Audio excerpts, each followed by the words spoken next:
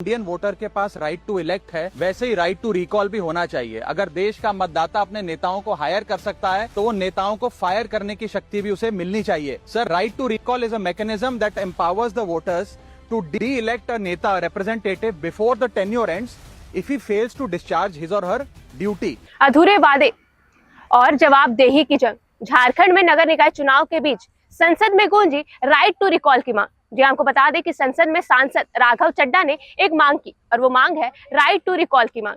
उन्होंने कहा कि जो जनता प्रतिनिधियों को चुनती है, अगर वही प्रतिनिधि अपने दावों पर खड़े ना उतर पाए और अपने काम ठीक से ना करे तो उन्हीं जनता के पास उन्हें हटाने का भी हक होना चाहिए। झारखंड में नगर निकाय चुनाव का बिगुल बज चुका है, जहां मानगो, जुगसलाई और आदित्यपुर जैसे क्षेत्र में जमीनी हकीकत दावों से कोसों दूर है। बता दें कि मानगो में नगर निगम चुनाव पहली बार होने जा रहा है, जहां सभी प्रत्याशी विकास के खूब वादे कर रहे हैं। वहीं अगर आदित्यपुर की बात करें तो यहाँ की स्थिति बद से बदतर है, जहां बीते 5 सालों से ड्रेनेज और सीवेज सिस्टम भ्रष्टाचार और लेट लतीफी के भेंट चढ़ चुका है।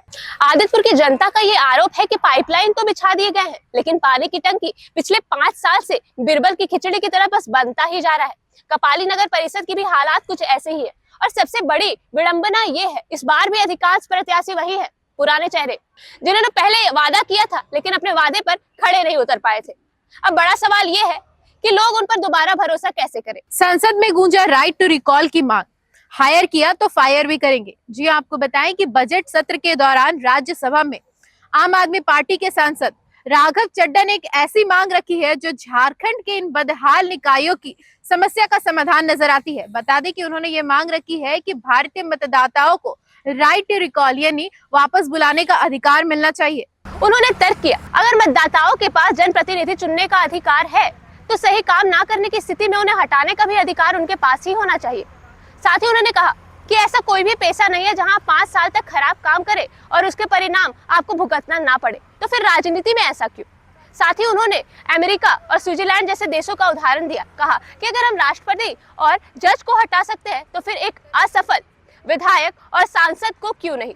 वादे और जवाबदेही के बीच मतदाता, ठीक वैसे ही जैसे झारखंड में नगर निकाय चुनाव और संसद की ये बहस मानो एक ही सिक्के के 2 पहलू हो। बता दें कि झारखंड में आदित्यपुर और मानगो की जनता खुद को इसलिए ठगा हुआ महसूस करते हैं क्योंकि जिन जनप्रतिनिधियों को ये चुनकर लाए हैं, इनकी जवाबदेही अब खत्म हो गई है।